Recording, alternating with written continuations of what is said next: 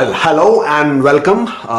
Welcome to the channel. My name is Kubeir, and if you did not know already, then I am a CICC licensed immigration consultant. This channel is all about Canadian immigration news, updates, processes, things you should do, things you definitely should not with regards to your Canadian immigration application. And today, being a Saturday, we are back with another episode of our weekly roundup, Canadian immigration weekly roundup, and that is what we're going to be talking about today. A few draws that have happened that we will talk about. Canadian Express entry is still not looking like Express at all.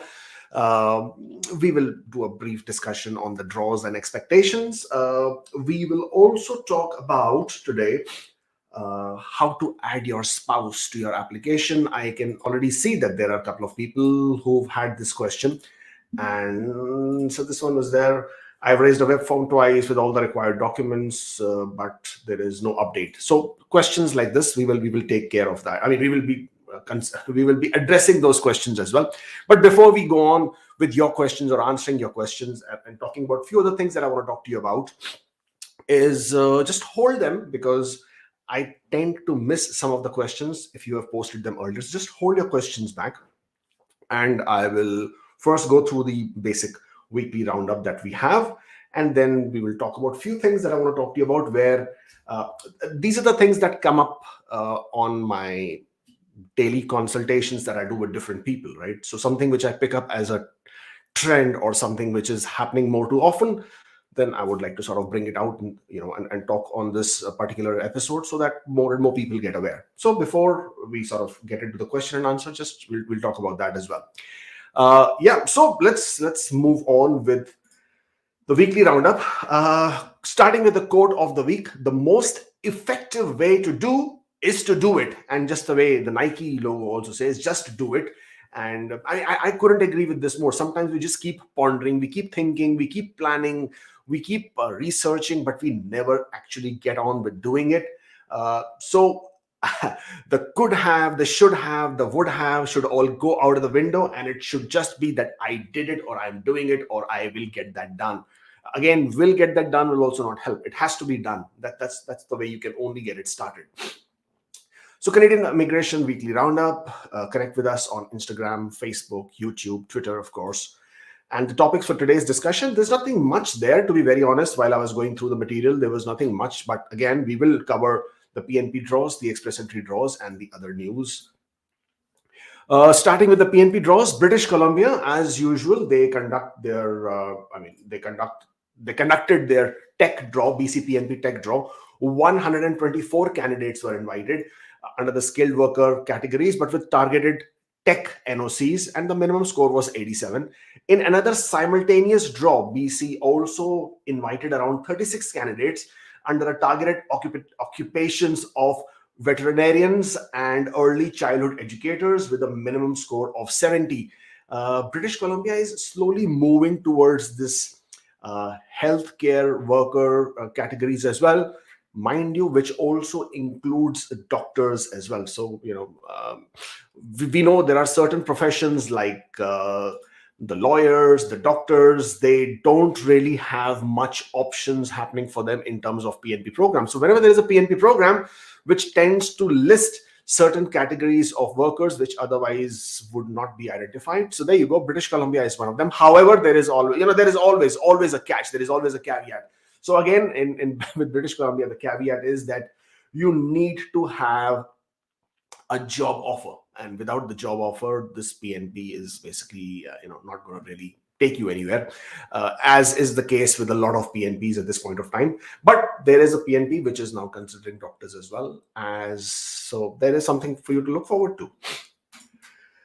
Manitoba, in the most recent draw, Manitoba invited Ukrainians, and this took place on the 11th of April, and 20 letters of advice to apply, which they refer to as LAA, were issued with a minimum score of only 60 points. And this is primarily to assist the people who have been affected by the most recent thing that has been happening in Europe. Express entry, yes, of course, there was an express entry draw on the 13th of April. Canada invited 787 applicants were invited, or the candidates were invited to apply for permanent resident. All invited candidates had previously received a nomination, and the lowest score was 782. So far in this year, 7,257 ITAs have been issued. Invariably, in spite of the fact that these draws have now been happening for almost 2 years now, people still get confused. People still ask the questions, which provinces got invited? Well, it doesn't mean which provinces. This is a federal draw. Federal draw basically is not a provincial draw. So when a federal draw happens, it basically invites every single person who is in the express entry pool who has received a nomination from a province. So they have those 600 points, and obviously their CRS score is equal to or more than the last cutoff draw, tiebreaker not withholding. So this is a PNP specific draw whereby only people who have received a nomination from the province. So a lot of people, when they confuse themselves and asking which NOC codes and which provinces, well, for you need to understand this is a federal level draw issue done by IRCC and not by the provinces itself. In other news, we do have some other news. Tech group wants they want Canada to start issuing new visas, and they basically want them to sort of issue these visas so that there is no requirement of any job offer, there is no requirement or conditions of any LMIAs. So what are we talking about? Obviously, there is a huge shortage at this point of time. So there's a huge shortage of workers in Canada, and specifically with tech industry. So what's happening with the tech industry is that obviously with all these work permit issues that US has with H1Bs, etc., and not easy to get people into the US, most of the tech companies have now set up base in Canada. If they haven't already done it, then they're in the process of doing it, but most of them have already set up base. But in spite of that, the shortage of worker remains. So this is this group called CCI, Council of Canadian Innovators, and they have approached the government. They have gone to the government and asked them to introduce a new pilot for this visas to be to be assigned to high-skilled tech workers, and they are going to be calling it something very nice. What was that word there? I can't find it. Yes, of course, it's called High Potential Tech Visa.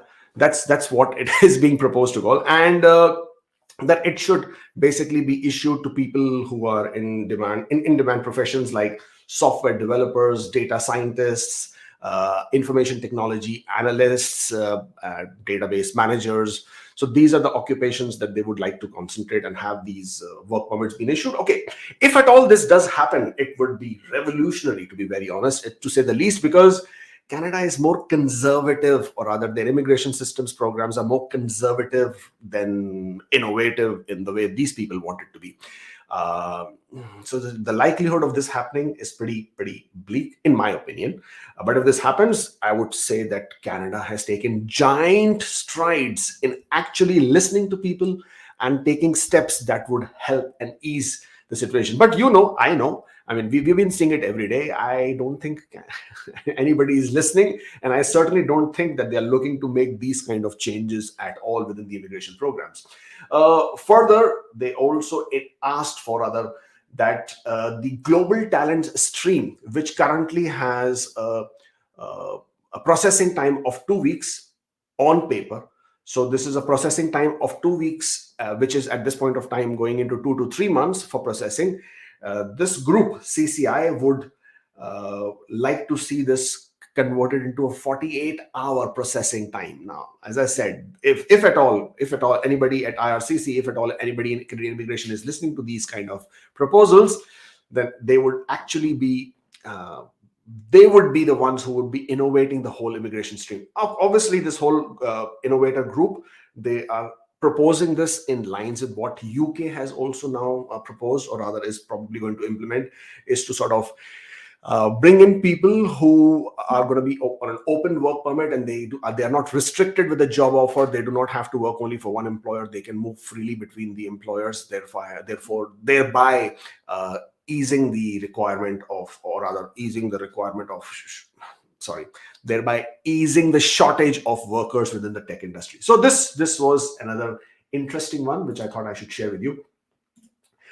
Unemployment rate apparently is at a historic low, which, I mean, at the ground, the reality doesn't say so, but the data is what we are talking about. And the labor force survey reveals that the unemployment for the very recent immigrants, okay, now this is where it changes, right? It's not about the unemployment rate across the country. It just refers to the unemployment rate within the recent immigrants is the lowest on record. Overall, Canada's unemployment fell by 0.2 percentage points to 5.3%, the lowest on record since 1976. And Canada is set on obviously admitting 431,000 people this year. Well, that was it in terms of this short presentation that I had for you. Do connect with us on several platforms that we have on social media, Instagram, Facebook, YouTube, of course, Twitter. And if you're still here, then please do hit that like button. Okay. Now, what else do I have for you today? I have something very, very important that I wanted to talk to you about, and that is about open work permits. Now, what is this open work permits I want to talk to you about? Well, what happens is that there are a lot of people who go to several consultants, several agents who are basically exploring different ways to come to Canada, which by all means you should. I mean, I'm absolutely always in the favor of doing thorough research, due diligence before you obviously, choose to come to Canada. Now, what is also then happening is that they will also tend to fall into traps laid out by some of these unscrupulous agents, lawyers, consultants out there who will try to sell you certain concepts which honestly are not true. And one of those concepts, which at this point of time is really being sold at a very high price, is a concept of open work permit. Now, what is being said is that if you pay a certain amount in thousands of dollars to them, then these guys will get you a job offer from an employer, whether it's in Saskatchewan, whether it's in Manitoba, whether it's in Alberta, and based on that, they will be able to get you an open work permit.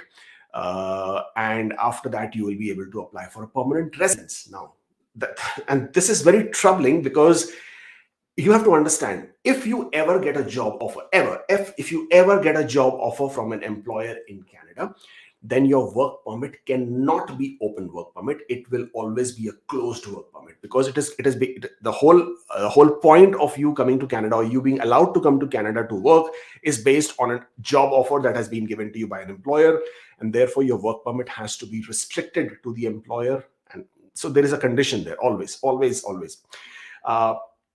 But somehow these people are convincing people that there is an employer who will give you a job offer, but you will get a work permit, obviously because they want to make it that appealing. So what I would like to do is, first of all, take you to this website, which is the Canadian website. Again, CICC website. There's always more answers there than people actually think that there could be. Always look at the CICC website and you will find your answers there. Now, if you were to look at what do you need help with? So who can apply for an open work permit? All right, this is what we're looking for today.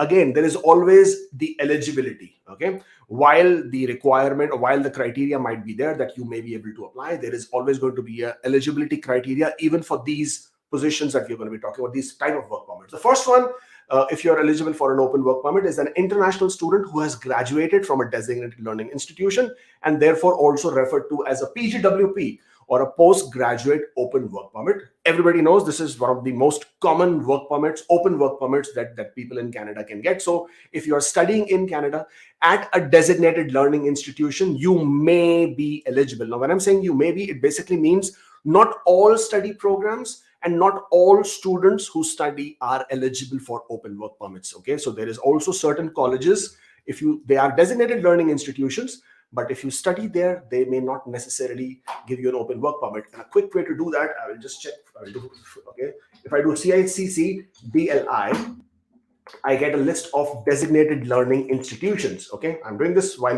I'm talking to you. So not all designated learning institutions make you eligible for postgraduate work permit. This is another scam that happens, especially in India, whereby the agents will try and sell you admissions into colleges where they obviously get a higher commission. These colleges are, though they are designated learning institutions, they may not be eligible to get you an open work permit.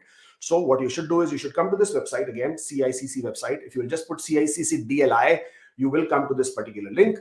And if I choose by, for example, Ontario, it will give me the list of the colleges. Now, what does it mean? If I look at this particular college, AI, Global College of Health, Business and Technology, this is the designated learning institution number, which basically means it's a DLI. So if you study in this college, you would get your 15 points if you're completing 1-year program, 2-year program, or you would get 30 points if you're completing a 3-year or a master's degree at all, if they offer that. But they are not offering postgraduate work permit eligibility. Okay, this is a very, very important factor. So if you are studying in ABC Access Business College, which is here, you are not eligible for postgraduate work permit. Similarly, you see all these no's here, these no's, this no, this is a no, this is a no. All these colleges, if you study here, you are not eligible for an open work permit. This is something which a lot of you do not research before you come to Canada. Now, this you see, Adler Graduate Professional School, it is eligible for an open work permit. However, there is a details there, which basically means only if you study Master of Psychology from that particular college will you be eligible for a postgraduate work permit.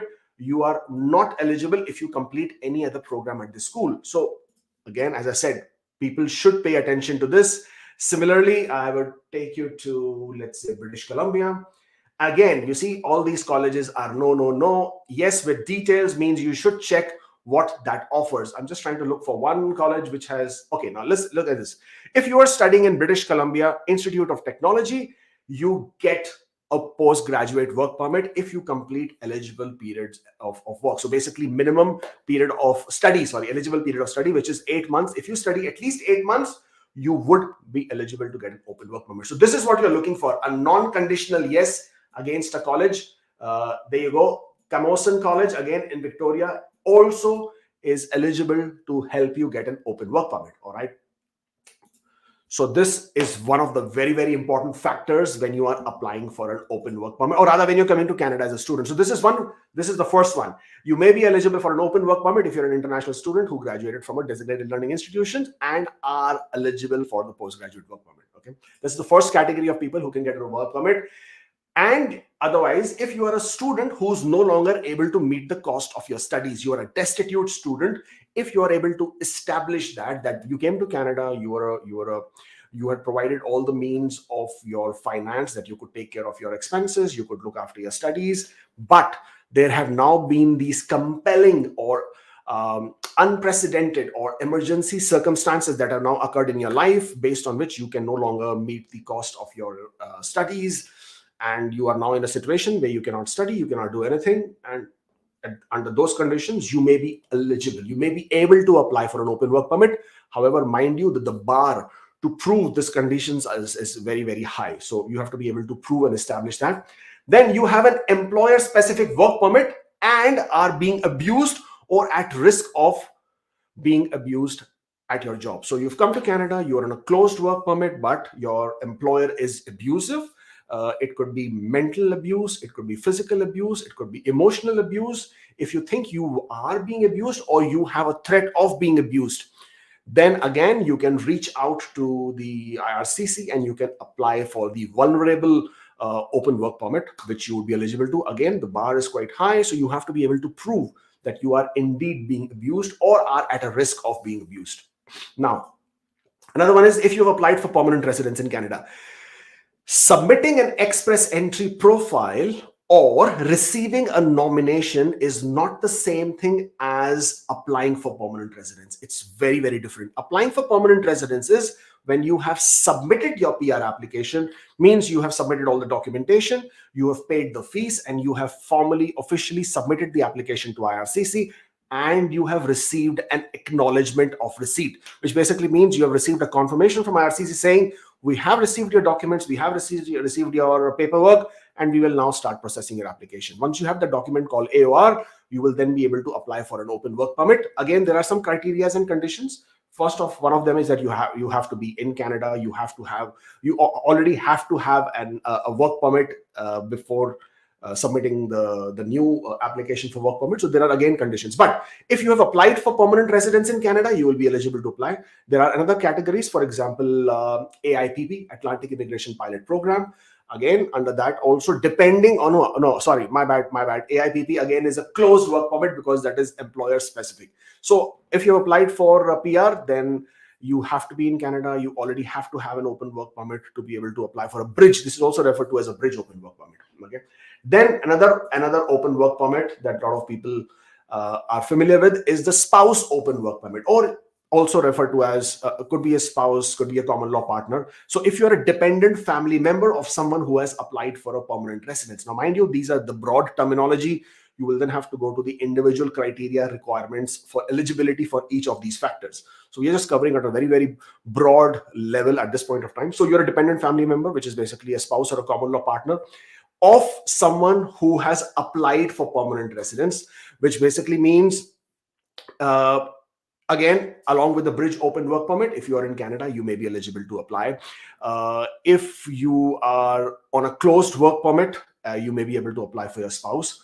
And the next one is you are the spouse or a common law partner of a skilled worker or an international student. So if you're already an international student eligible for a postgraduate work permit, then your spouse may also, or common law partner may also be eligible for an open work permit. If you're a skilled worker, you're a foreign worker in Canada, your spouse, common law partner will also be eligible to apply, will be eligible. Okay.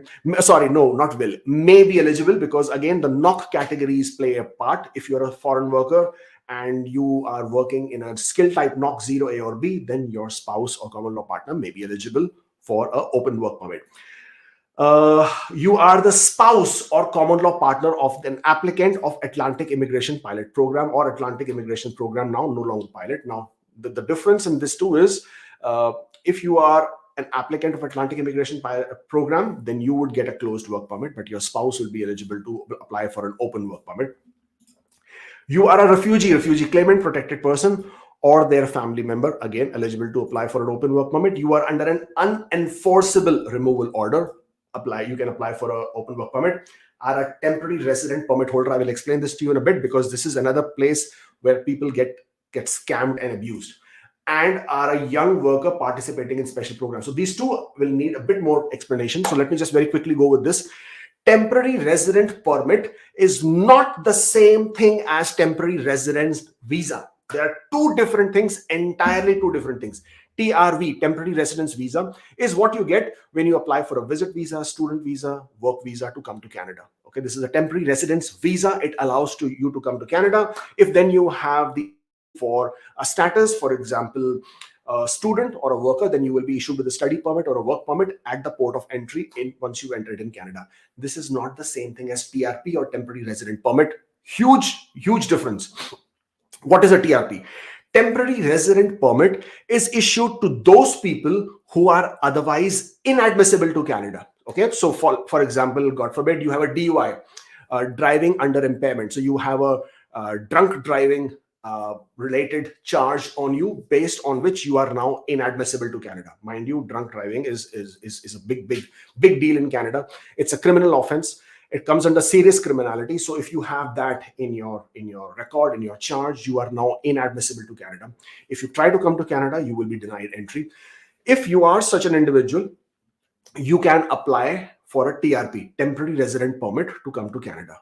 But in order to apply for a TRP, you have to again be able to provide compelling reasons as to why you need to come to Canada at this point of time. Why is it such an important deal for you to come to Canada? And it is highly discretionary, based entirely on the visa officer as to whether they are convinced whether they should allow you to come to Canada for a temporary because you're inadmissible to Canada, right? So if you're inadmissible and you still need to come, you have to be able to prove the reasons why you're wanting to come to Canada. Why is it so important? Now, if you are allowed to come, if you are a TRP, temporary resident permit holder, after arriving in Canada, or the fact that you are applying for a TRP, after that, you can also apply for a work permit. So let's say you have been given a TRP for 6 months period.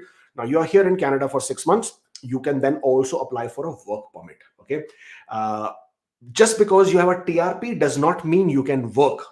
Two different things. Again, please take note of this. This is where people get fooled by these agents. Okay, they tell you that TRP is the same thing as TRV. You will have a visit visa. Once you go to Canada, you can apply for an open work permit. It is absolutely the way people get scammed. TRP, temporary resident permit, is only for those people who are otherwise inadmissible to Canada. The entry level, the bar for proving this application is extremely high. It's not an easy application to make. And if you do get approved with the TRP, then you will be eligible to apply for an open work permit. Okay. Again, as I said, it's not an easy application to make. It is not the same thing as TRV. And finally, the last one is a young worker participating in a special program. So special program here, again, people get fooled all the time. Please, when an agent or a consultant shows you this page and says there are special programs under which we will apply for you and you will get an open work permit, they are fooling you, because this is the special programs they're referring to. International Experience Canada. Again, you can apply depending on the eligibility criteria. So who can apply? All right, if I scroll down here, find out if you're eligible. Now, on your screens, when I'm sharing, you cannot see the drop-down menu. I wish you were able to. For some reason, it doesn't allow the drop-down menu to come, but it can be Austria, it can be Belgium, it can be Chile, it can be Costa Rica, Croatia, Czech Republic, Denmark, Estonia, France, Germany, Greece, Hong Kong, Ireland, Italy, Japan, Korea, Latvia, Lithuania, Luxembourg, Mexico, Netherlands, New Zealand, Norway, etc., etc., etc. These are the countries that have been listed. So first you have to establish whether you are eligible, and there is this list of countries. In this list of countries, India is not there. Pakistan is not there. Sri Lanka is not there. Nepal is not there. Bangladesh is not there. Egypt is not there. In fact, most of the Asian and African countries are not there. All right. So if you get told that somebody will apply for an open work permit for you based on this category, please do not get fooled. Ask for more details. All right. Now, only if you are eligible under these categories will you be able to apply for IEC, International Experience Canada class. And here also you are applying for a working holiday. You have to be below the age of 35 years old. And again, you have to come into a pool. You have to apply in a pool. Your scores will matter. The draws will happen. Once you get invited, you will be submitting your application. And then if you get approved, then you will be able to get your open work permit to come to Canada. It's usually for a period of 2 years where you can then come to Canada, work for different employers, etc. So this is International Experience Canada. Please do not get fooled when somebody says that you are a young person. We will apply for you in a special program. So this is basically the list of people who can apply for an open work permit. And that's it. There is nobody else who can apply for an open work permit. So if you get told that somebody is going to apply for an open work permit for you and it sounds too good to be true, then trust me, you are being scammed. Please do not part with your thousands of dollars. Do more research, understand what it is all about, and only then, after having done your complete research, and if you still cannot apply by yourself, only then trust a consultant, and also trust a consultant who is a licensed immigration consultant, not just anybody who's on a corner shop down the street that you live in. All right. So this is about the open work permits. I will also want to talk to you about one more thing that is here, and this is about this particular situation. I have raised web form twice with all requirement documents, including PCC to add my spouse and my express entry PR application, but still no update. What are we talking about? We are talking about the situation where you have to add your spouse to your application. All right. So this is a very, very common situation. Okay. So you are an individual who has submitted your PR application, express entry, non-express entry, it doesn't matter. You have submitted your PR application. It is in process. Or you have even received your COPR, you have your PR visa, it's all been stamped in your passport, but you haven't landed in Canada. It's extremely important. If you are in the process, or if you have been approved but you haven't landed in Canada, if you get married, or if there is a birth of a baby, then this is a change in family composition. You have to inform IRCC. It is not optional. If you do not inform IRCC, then you land yourself in big trouble, and you're also misrepresenting. And the reason why you're misrepresenting is because by not declaring your spouse, it basically means the inadmissibility checks have not been done on your spouse, which basically means that because under normal circumstances, if your spouse is inadmissible, you are inadmissible. So if you have hidden the fact that you are married, means the inadmissibility checks were not done, which basically means you came to Canada without having gone through proper inadmissibility checks, and therefore you have committed misrepresentation. So not only will you not be able to sponsor your spouse, it also means that you yourself will now be at risk because you have misrepresented. So always, if you have gotten married and you haven't yet landed in Canada, there is a birth of a child in your, you've been blessed with a baby boy, baby girl, you've been blessed with a child, then please inform IRCC immediately using a web form. And then once they revert back to you, then complete all the forms that they ask you for, and then submit those, and make sure that your spouse gets added to your application. Accompanying or non-accompanying doesn't matter. The process time is exactly the same. They will still need to do the checks. So everything is the same except for the fact that you will not have to pay the fee, because if your spouse is not accompanying, but if your spouse is accompanying, then your fee will have to be paid, and there is no change in your scores. So your scores do not matter. So don't worry about it. You do not need to provide your spouse's IELTS or ECA, etc. Because you have gotten married after your submission of application, your scores do not change. I'm just giving you a bit of a background before I come to the main crux of the matter. So please, it's not discretionary, it's not optional. You have to inform your spouse about IRCC about your marriage. And whether you choose to add your spouse to your application, accompanying or not accompanying, it does not matter. The process time will remain the same. It will take the same amount of time. At this point of time, once they have acknowledged and they have added your application, your spouse's application, it could take anywhere from 3 to 6 months to process everything and then give you a final second PPR. Now, where does the problem happen? The problem at this point of time is when you're raising a web form, you're informing IRCC, but IRCC is not reverting back. Okay. Web forms are not being acknowledged. The reason why web forms are not being acknowledged, because people are raising crazy amount of web forms. They are raising web form for all kinds of ridiculous reasons. My cat has littered, so they're raising a web form. I had a stomach ache yesterday, and today I'm not feeling very well. They raise a web form.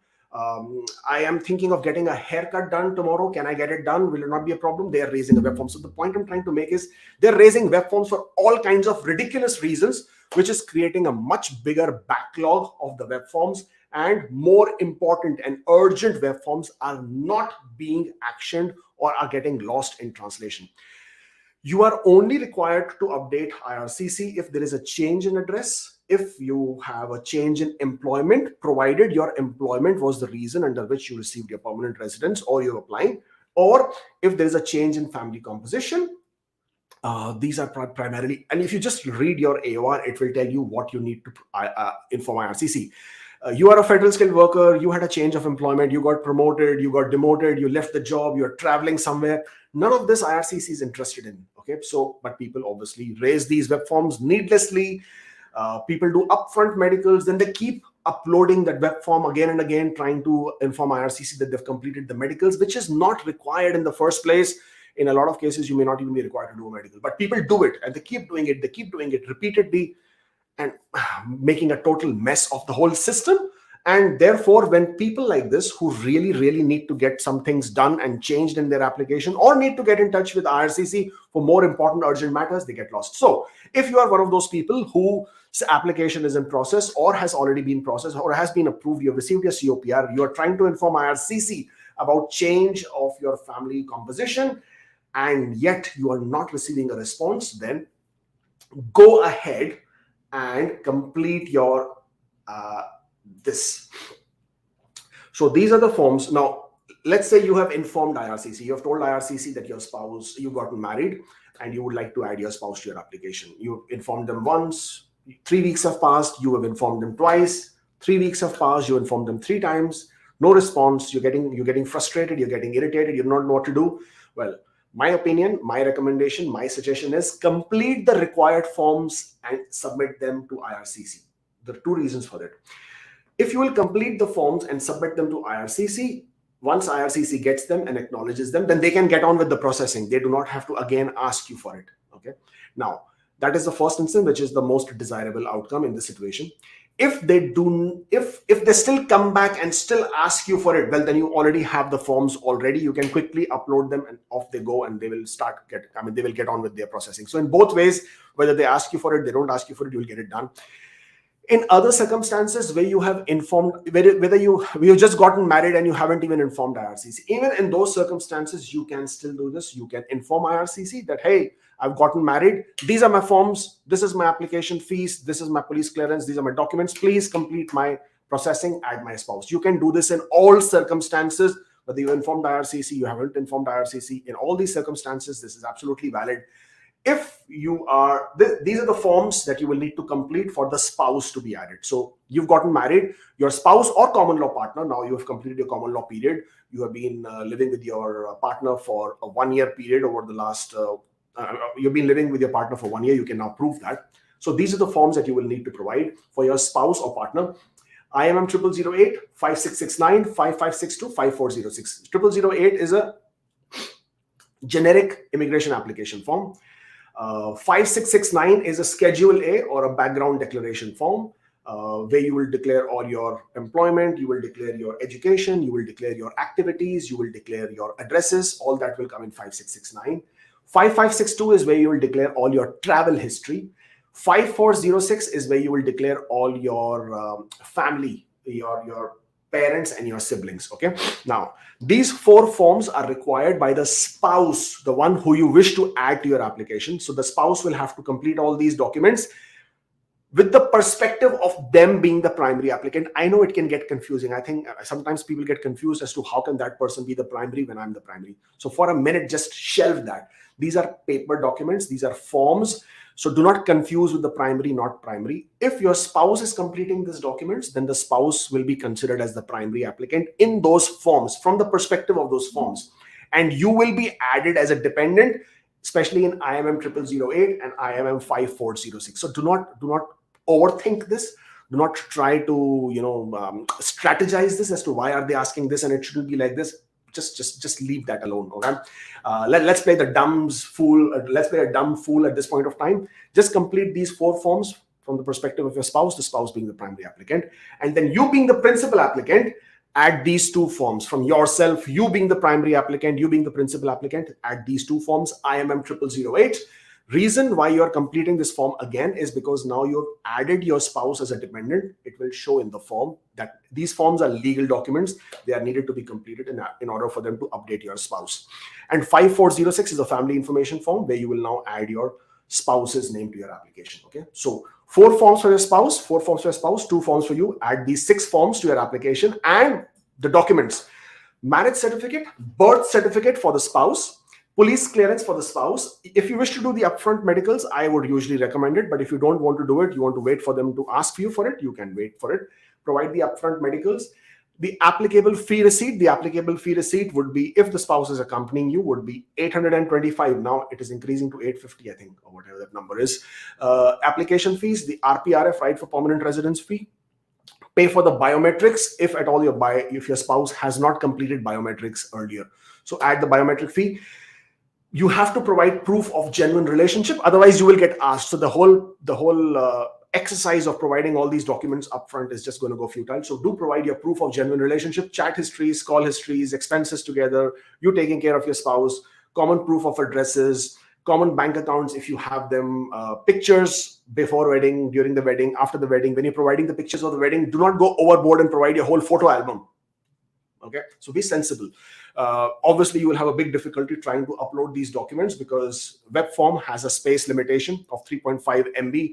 Each file cannot be more than, I think, 1.5 to 2 MB. So you will struggle with the kind of uploading the documents. So you may have to upload more than one web form, multiple web forms, 1, 2, 3, 4, 5, 6. Give it a serial number and upload multiple web forms. Open different browsers so you keep a track of how many web forms you're uploading. And so proof of genuine relationship is very, very important. And in addition to that, there is one more document which is called the relationship questionnaire. Now you'll say, what is this relationship questionnaire? Let me see if I can find it here quickly. The link to open the relationship questionnaire, I can find it. Yes, let me just share it with you.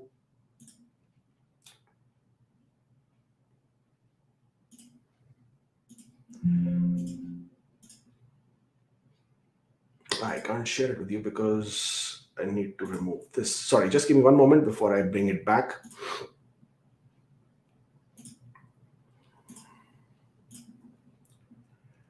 It's basically a document which is this. Okay. Uh, it's a Word document. You can find it. I mean, you will be. I put the link in the description of the video. This relationship questionnaire is what IRCC will send you, and it will require both you and your spouse to complete this. It basically asks you, how did you meet?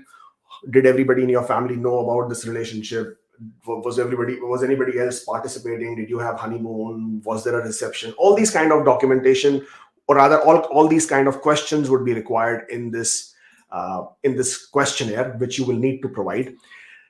The link for this questionnaire is in the description. I've already posted it, so click on that link. Feel free to download that document. This document, relationship questionnaire, need to be completed by you and by your spouse, both of you separately. Okay, so one has to be done with your perspective, and the other has to be done with your spouse's perspective. So both of you complete this questionnaire, print it, sign it, scan it, upload it. And once you have sent all these documents to IRCC, hopefully IRCC would then continue with the processing of your application and will add your spouse. If at all they come back and still ask you for these documents and they create it within your application, they will create placeholders within your application. You will have all the documents already ready. You can completely, very quickly upload all the documents onto the placeholder that IRCC has created, and off they can go and they will get on with it. These documents sometimes can take time. These are very information intensive. Police clearance takes time, 2 to 3 months. In India, if you're applying for a police clearance, you might need to also update your marital status in your passport before you can apply for police clearance.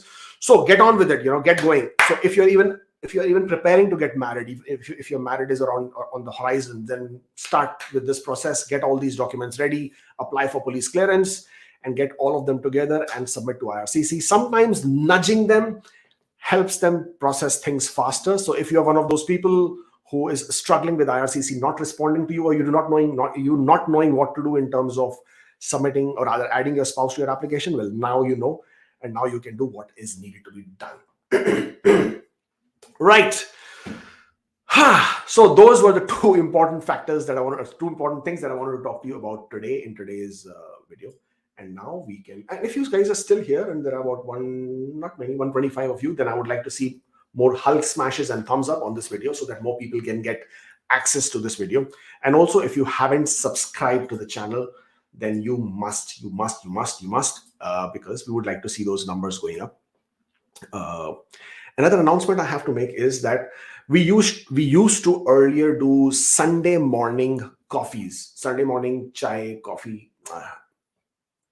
Chai pe charcha to koi somebody else does chai pe charcha. Who does chai pe charcha? Yes, of course. Yeah. Okay. So we were going to do coffee with Kubeir, and in that we used to talk about things which are non-immigration related, but basically life in general. But what we are doing is we stopped doing that because of less interaction on that particular episode. But we are bringing it back. This time we will do it on Instagram and on YouTube. But on YouTube, we will not be answering any questions. All questions will be answered only if you are asking them on Instagram. So if you are not on Instagram, then please join us on Instagram. So we will be doing this once or twice a month on Instagram. So the questions that will be coming from Instagram will be the ones that will be answered. YouTube will only be for broadcast, not for the purpose of answering questions. So follow us on Instagram and add us on Instagram. So what we'll be doing is, starting with tomorrow, is we'll be picking up specific subjects and only talking about that with regards to life in Canada. So tomorrow's subject is your first entry into Canada. So what happens when you land in Canada? What happens when you arrive at the airport? The kind of questions the visa officer or the border officer asks, whether you are a permanent resident, you're an international student, you're a foreign worker, you're a visitor, the kind of questions you get asked. What does the visa officer say? What does the visa officer do? What should you prepare? What should you be bringing with you? What should you not be bringing with you? What you should be doing? What you should not be doing?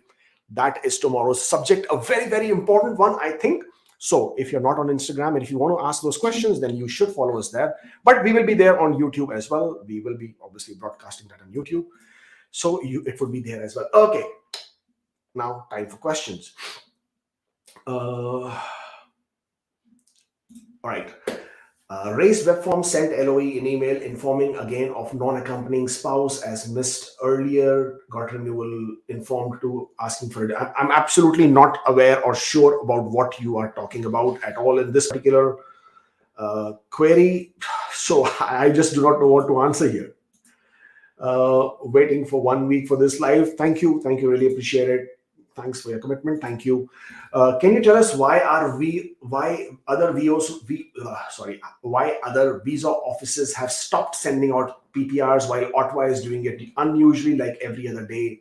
Okay, so what happens is, if you are not receiving your PPR, you feel everybody else has stopped sending PPRs, or the visa office that you are keeping your eye on, that one is not sending, so you feel nobody else is working. It's not like that. All visa offices are working. They're all fully functional. All visa offices have gone to the posting. Some visa offices are smaller, some visa offices are bigger, some have a bigger other priorities as well, depending on where they are located. Depending on where your file has been processed, you may or may not witness more processing delays. So to just sort of make a blanket statement that this visa office has gone to sleep, this visa office is not working, that visa, I mean, trust me, the visa offices take no pleasure in holding your applications back, because they are also accountable. They also have KPIs, they also have productivity checks and accountabilities in terms of, are they performing, are they not performing? They're all being checked based on the number of decisions they make. So the visa officer is accountable. Okay, but there are so many variables that come into play when they are making these decisions, when they're processing the applications. Batch processing is one of them. PPRs are not released every single day. They are released based on the number of batches that would be released from different visa offices. So rest assured, it's not like one visa office is working and the other is not. Ottawa obviously is the largest visa processing center. They are the central processing center. So you will obviously see more. And also in cases where you see PPRs and people posting their passport requests, not everybody knows their visa office, and what you see is just a small snapshot. There is much larger happenings happening all over the place, a lot of which you may not be even aware of. So don't lose heart. It's around the corner. You have been waiting, you have been showing a lot of patience and resilience. It's just around. Okay, I got good news to share. I got my PPR May 2020 A1. I am so glad. Congratulations. So happy for you. This is excellent. Okay, I have applied for TR to PR at Essential Stream 15 July. When can I expect my PR? I can't tell you when you can expect, but IRCC has said TR to PR processing will continue to happen until end of next year. So I do not know where your application is on queue and how long it will take, but it could take some time. But in the meantime, you are eligible to apply for a bridge open work permit if you so wish to do that. Okay. Will work permits processed faster as according to the latest news? I do not know which latest news we are referring to, but it is absolutely anticipated that the processing times will pick up and more applications will be processed faster than slower than they were doing at this point of time. How much is the processing time for LMIA and work permit within Canada? Well, in order to apply for LMIA, it can take anywhere from 2 to 4 months. First 28 days to 30 days is required only for the advertising. From there on, the recruitment efforts, and the application is prepared and made, and then the processing times can take up to 2 months. So it could easily go up to 4 months, very easily. And you cannot apply for a work permit from inside Canada. You have to submit an application outside Canada for a work permit. Yes, you can always go down to the border and apply for a work permit at the border, but if you have an LMIA, then you can go to the border, or you will apply for a work permit online, but as for a visa office outside Canada to process it. Missed adding my kid during the express entry profile creation. Can I add him during EAPR? Do I need to add an LOE?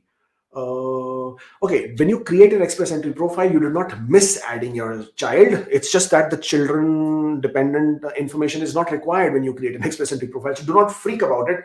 Do not panic. You can absolutely add your child at the EAPR stage, because that is where you are expected to add your child anyways. So there is no requirement of any LOE. After AOR, can we withdraw the funds? Will the job offer still, do we need to show the funds for work permit and work permit application for outsider? If you have a job offer which is accompanied with an LMIA, then you don't need to show proof of funds. And after AOR, you should not withdraw your funds because the funds are supposed to be for your settlement in Canada. They are not for you to just show in your application and then withdraw at your convenience. So no, please do not withdraw your funds.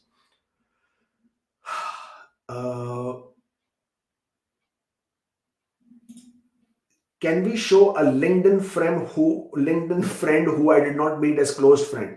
Well, then you probably need to understand and look for the meaning of close friend, because a LinkedIn friend who you have never met is not your close friend.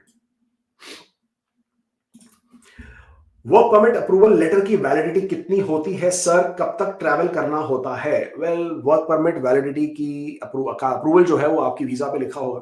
आपकी visa की जो validity है उसकी उस period से पहले आपको travel करना पड़ेगा. आपका जो वर्क अप्रूवल लेटर है उसकी भी वैलिडिटी उसके ऊपर लिखी होगी, आपको उससे पहले ट्रैवल करना होगा. हाँ बिल्कुल, आपके अप्रूवल की जो डेट है आपके वर्क परमिट के ऊपर या आपके अप्रूवल के ऊपर लिखी होगी. I got my PPR for my EE application, but I moved to Canada on a study permit last week. My country of residence when I applied in EE was India. Now they request me to submit passport to India, BFS. What can I do now? Well, what you can do is you can raise a web form, inform IRCC that you are no longer in India, but you are in Canada, and to process your virtual landing. There should be an email address. If the email address is not there, let me see if I can find it for you. You should have an email address mentioned on your COPR. On your RFV, which is ready for mail, ready for visa document.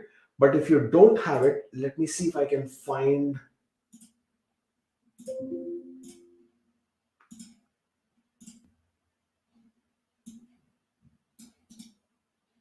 Yeah, I can find it. I will give you the address.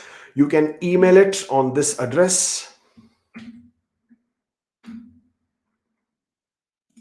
There you go. That's the address if you are now inside Canada. Okay, so please email on this address, inform them that you are inside Canada, you have received your passport request, and you cannot submit your passport because you are now inside Canada, and that you would like to submit and you would like to have them process a virtual landing for you.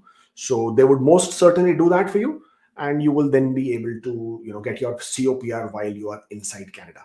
Okay. All right, I've lost the question. Applied for spouse open work permit in July, didn't get a single update. Should I have to withdraw and reapply? Corresponding applicant status is changed as postgraduate work permit from students since May 2021. You applied in July, but your status for your spouse changed from student to postgraduate work permit after. Okay, there is a bit of confusion here. I'm not able to understand, but the open work permit applications, there have been significant delays. Only now we are seeing very small movement happening over there. If the status of your application has changed, or the principal, the sponsor has changed in this case, then you should inform IRCC using a web form. Provide to them the new documents for your spouse, probably job letter, because now your spouse is on postgraduate work permit. So provide the employment letter, job letter with duties and responsibilities, along with the most recent 4 pay stubs. Mohammed Nishan says, I got my PPRP application. Oh, this is the one we answered just now. Okay.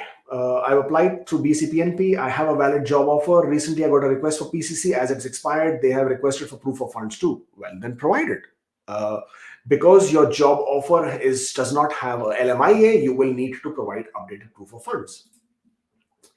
I completed diploma 2 years in Canada. My CRS score is 380. Option besides PNP. Well, there is no option besides PNP. To be very honest, you will need to get the PNP because your score is extremely, extremely low, which would not give you a pathway to express entry. So PNP is your only option for permanent residence.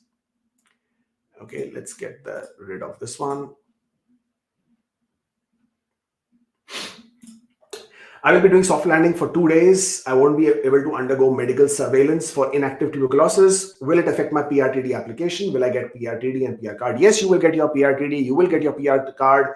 You're in Canada for 2 days. Make sure you visit the nearest health center within those 2 days. Submit the medical surveillance form to them.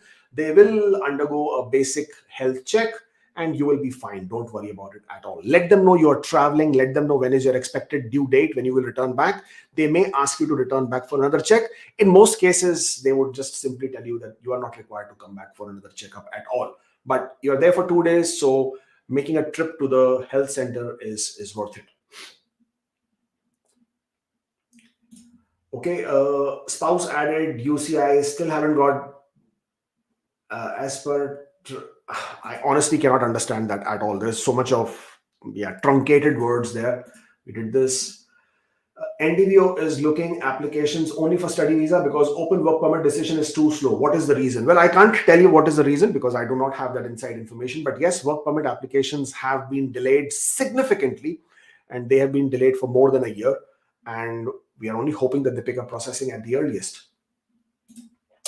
My score will be expiring after 1.5 years. Do you reckon it's a good idea to wait for my file to be picked up in FSW draw, or should I simply enroll myself for study in Canada? Well, for this year, 475 looks a bit difficult and challenging. So I can't tell you whether you should take studies or not. It depends entirely on you. You could look at other ways of improving your score if you wish to. You can probably look at French as a second language if you want to, or if there is a scope within your IELTS scores, probably improve that as well. And but we'll have to still wait to see when does the federal skilled worker draws resume, when does the express entry draws resume, and only how many invitations they are issuing per draw. Based on that only will we be able to sort of speculate in a better manner as to how and when will somebody get invited. Is teacher eligible to apply for FSW? What is the NOC based FSW for teacher? Well, yes, of course, teachers are absolutely eligible in federal skilled worker. For your NOC, you will need to check the NOC database and choose your NOC as per the matching roles and responsibilities. Looking at the refusal rate, I have a question in mind. For postgraduate work permit holder whose work permit is about to expire, can we apply for a work permit extension and study visa at the same time? You want to apply for a work permit extension and study visa at the same time. Looking at I'm not sure which refusal rates you are looking for, but if you're a postgraduate work permit holder, what you should do is you should apply for, if you're looking to get some extra time on your study in Canada, or on your work in Canada, then you should apply for work permit and extension of work permit. So if you're a postgraduate work permit, apply for the extension of work permit. It will be refused for sure, but you will be able to buy some time. There is also a lot of talks and that an expectation that there would be some additional public policy that would be introduced so that the work permits can be extended, but we are waiting for that. I would not recommend putting a work permit extension and a study permit at the same time. But what you can do is, if at all your work permit, once it is refused, you will be out of status. You can restore your status and change your status and make an application for study permit at that point of time. Okay. I got PPR for my EE application, but I moved to Canada on a study permit. Oh, we already did this. See, the same questions get repeated again and again. I'm waiting for a CC draw to begin. I got my PCC from India. It doesn't have an expiry date. Can I visit in the interim for less than 6 months? No. If you visit India, then because you have applied for police clearance from India, from outside India, then that police clearance becomes valid. Then in that case, you should reapply for your Indian PCC after you have returned back from India. We are processing your background. How much time will it take to receive golden mail? I don't know, because what you're seeing on the online account does not indicate anything to do with the actual processing of your application. Do we need to justify why applying with non-accompanying spouse? Yes, there is a question as to which asks you why is your spouse not accompanying you, and you do need to provide a brief explanation. I'm in Manitoba, wish to apply for Ontario. At which point do I need to move to Ontario? Before, after applying to Ontario, or after nomination PR? Well, technically, you should start living in Canada once you get your PR. But before that, Ontario as well as IRCC, both noting that you do not live in Ontario but in Manitoba, they would be wondering what they would basically question your intention to reside in Ontario if you're not already living in Ontario. So if you are on an open work permit and you're working in Manitoba, but where you could work in Ontario, then they would be questioning your intention. So yeah, I mean, I would suggest that you move if Ontario is how you wish to proceed. And if you do get invited by Ontario for your application, then you should try and move to Ontario sooner than later. Sir मेरा open work permit था, मेरी PNP Manitoba में approval हो गई थी, मैं federal की PR file में अपना एम्प्लॉयर चेंज किया है, पीआर आने में कोई प्रॉब्लम तो नहीं होगी? अगर आपका Manitoba PNP job offer related था तो आपको मैनिटोबा को भी इन्फॉर्म करना चाहिए कि आपका जॉब चेंज हो गया, आपका एम्प्लॉयर चेंज हो गया है. It's very important. Could you please provide some insight on the rapid response operations control in Ottawa? What is it and how does it differ from normal Ottawa VO? Well, this section has been created just so that it's a rapid response team, which is supposedly identified to take care of applications in a faster manner, which need to be expedited or which need to be under different circumstances needs to be processed faster. At this point of time, they are equally slow. I mean, we haven't seen much action or faster activity from RROC either. But, well, that was the primary function. They would basically, RROC would pick up applications from different operation center, from different visa offices. For example, New Delhi visa office is a huge workload. They needed somebody to come and take over something very quickly, and RROC would pick up those applications. London visa office, they would pick up some applications. Singapore, Sydney, they would go and pick up those applications. But at this point of time, RROC also has a huge backlog. So therefore, they're also struggling with the same kind of processing delays. My spouse and myself have been requested to redo the medical exam. The instruction letter says that we should undergo the medical exam within 30 days of the date of that instruction letter. Okay, get it done. Is it possible to get student visa after 10 years of gap, wherein I have been working since then? I want to pursue a further study as the world is changing daily. It is absolutely possible to get visas even with a 10 years of gap. There is no problem. IRCC doesn't have a problem with age. So you could be 10 years of gap, 15 years of gap, 20 years of gap, 25 years of gap, 30 years of gap. That is also fine as long as you're able to justify suitably as to what is the actual purpose of your studies in Canada. How does it matter to you? How does it affect your future? How does it affect your occupation? How does it affect your career? And what are the compelling reasons which will make you go back to your home country?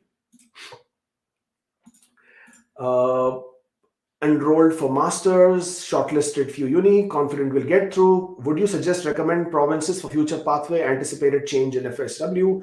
My usual recommendation is always Atlantic provinces, and for the very reason because all the 4 Atlantic provinces have very good programs for international students, or even if you are living, studying, working in those provinces. So there is always something there which is very, very encouraging, which is very, very easy versus a lot of other provinces. None of them are points based except for New Brunswick, which has the eligibility criteria.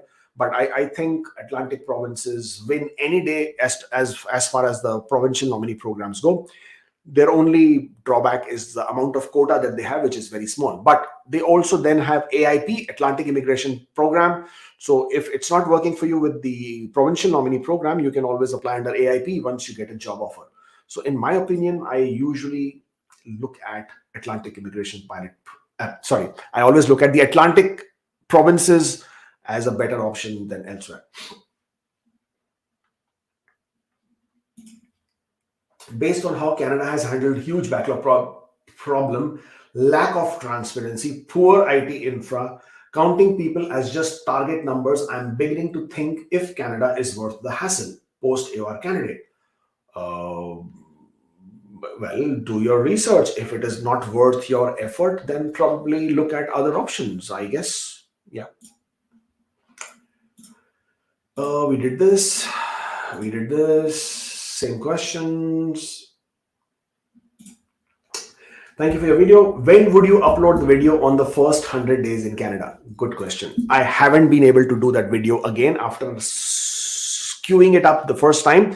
Instead, I mean, at some point of time, I obviously will get around to doing that. To be very honest, at this point of time, it just gets too busy to because that video, when I made it for the first time, took me nearly 2 weeks to complete it because I recorded it in different segments. Nowadays, I'm just not able to do it. So instead, what I'm trying to do is every Sunday, not every Sunday, but occasional Sundays, we will do these specific pertinent points for people who are coming to Canada as new immigrants or just coming to Canada as newcomers. And we will just tackle those specific subjects. For example, for tomorrow, we're going to be talking about what happens at the first landing. As an immigrant, as a student, as a worker, what happens, what do you do, what should you bring with you, what you should be aware of, so that would be the first step. And similarly, after that, we'll be talking about different things as to after you have landed in Canada, then what you should be doing in terms of your SIN, in terms of credit scores, in terms of credit cards, bank accounts.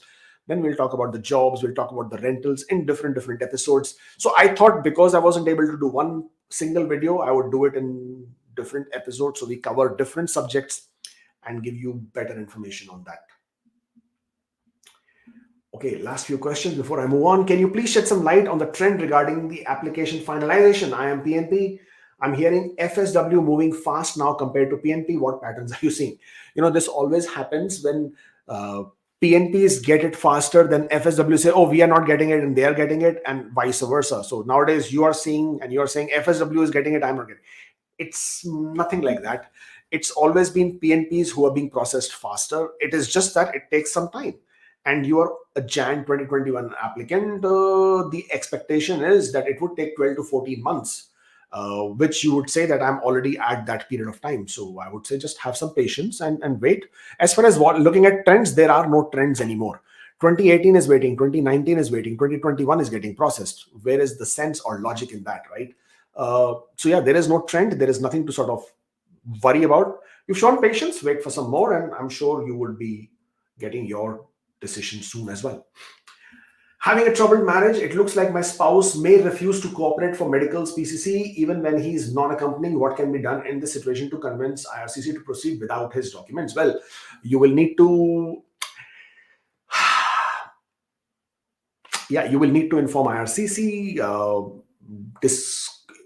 Because this is additional documents, I'm assuming the first time you have already provided the police clearance and medicals. If you now, I'm not sure, did you provide it for first time, or this is the additional document request where IRCC is asking? Because if you provide it for the first time, the next time you can always explain. But in either situation, IRCC needs to be informed. You will need to provide an explanation. You will need to, in India, there is no such thing as legal separation. So that is not acknowledged by law as a civil status. So you are either married or you are divorced. There is nothing in between. But you will need to explain to IRCC what's going on. You will need to provide an affidavit. You will need to provide a divorce decree if you are once you've gotten divorced. But this is something which will not get settled easily. IRCC needs to conduct their inadmissibility checks on your spouse, without which they cannot finalize your application. So it's very important that you provide IRCC with the documentation about your spouse. If you're not able to do that, then you need to disclose yourself as legally separated. For that, as I said, India does not acknowledge that status. You will now need to show that you are filing for a divorce. Just by keeping your status, your marital status in a limbo is not going to work. As I said, this will need much more work. And it's not easy. It's going to be more complex to deal with this. You will need to provide affidavits to show that you will not sponsor your spouse as under the family class once you get your application approved. But there are several steps to go about this, and it's more complex than just one single question and my short answer in today's video. Okay, Aritra Chandra, SDS approved, visa stand. To change DLI outside Canada, new application needed. My existing approved study permit get cancelled. Will they review my application from start and go through all different checks? Yes. Your existing study permit will not get cancelled. They will basically make the changes in the system. They might ask you to send the passport back. So they might need to give you a new visa depending on how long the new program is. The recommendation is never to change the program when you're outside Canada, but rather to come to Canada and then change your college or program. The reason for that is, in your first application, which has gotten approved, you have provided an explanation, you have provided an SOP, you have provided details as to why are you going to be studying in Canada. Now, preparing a new application, new program, new college, now again, there might be a contradiction with the first one, or there has to be a reason why you're changing. If the reason is as simple as that the college doesn't have seats anymore and you need to defer your program and you would like to continue with a different college instead, same program, that would not make a big difference. But I would usually not like to mess with a study permit application which has already been approved. Okay. Rashid says, I left KSA on an exit re-entry visa instead of final exit. KSA has put a ban on passport. Will it affect my criminal background clearance? No, it will not affect your criminal background clearance at all. There is no problem whatsoever with this situation. Because you no longer live in Saudi Arabia, you will also not be required to provide any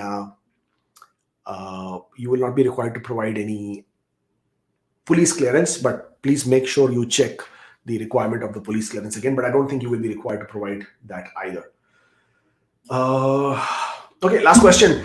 Anything coming end of this year for international student? Actually, I'm hoping that it will come before the end of this year, and this is as part of the mandate letter for the immigration. It will be part of the immigration mandate for the immigration minister, whereby he's been asked to expand the pathways for the international students. And he has mentioned that very, very recently when he was doing an interview with the Red FM channel as well. So yeah, there is an expectation that they would be introducing something very, very soon for international students. We just don't know when.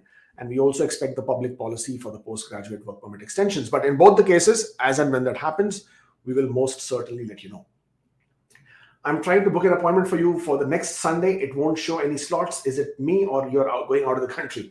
Well, it is not showing any slots because it only allows 7 days in advance. And next Sunday is the 8th or the 8th day. That's the reason it is not showing you the slots. If you'll try tomorrow, then it will show you the slots available. Well, that's all from my side for today.